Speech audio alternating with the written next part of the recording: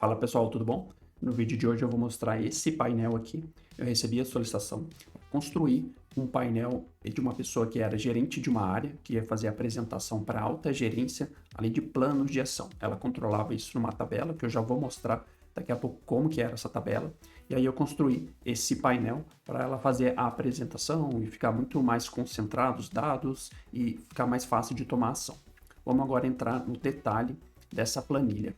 Essa daqui é a tabela que a pessoa utilizava para fazer a apresentação. Obviamente eu omiti algumas colunas e tive que substituir o nome aqui das empresas que estavam aqui com o nome aqui, né, para não expor os dados do meu cliente.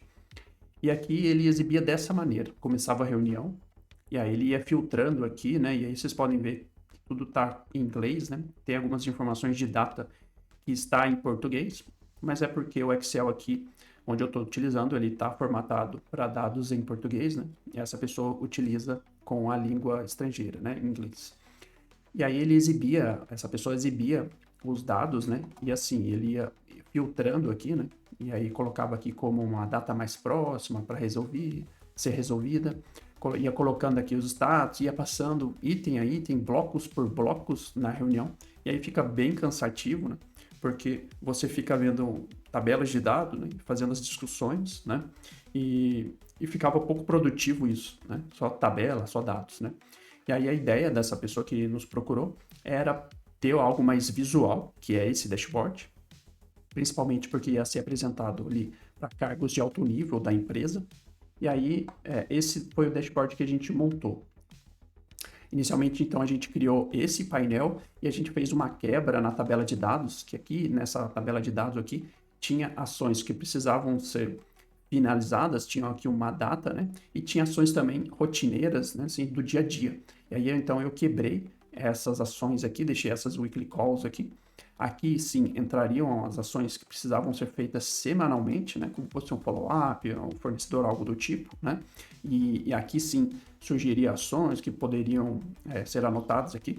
E aqui, as ações principais, né? Com as suas datas limites para a gente acompanhar, né? E aí, como é que funciona esse painel?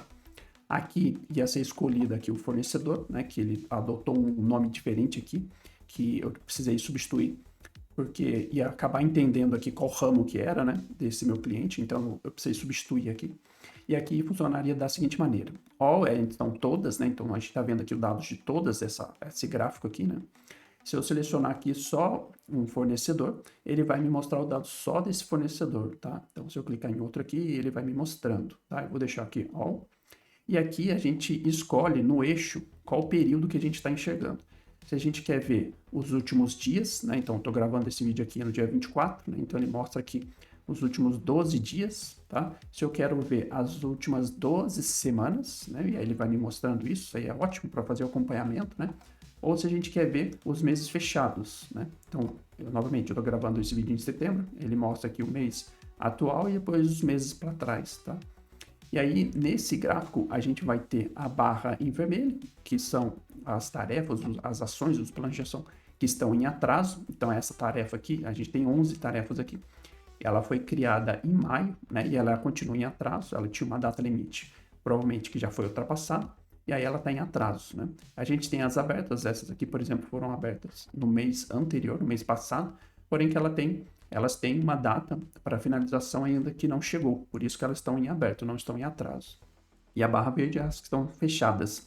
E a gente tem essa linha aqui amarela aqui com esse número, é o backlog, é o que vai aumentando, né? Então aqui em maio, a gente começou o mês aqui, não tinha nenhuma, então foram criadas 11, e as 11 não foram resolvidas, então manteve 11 aqui.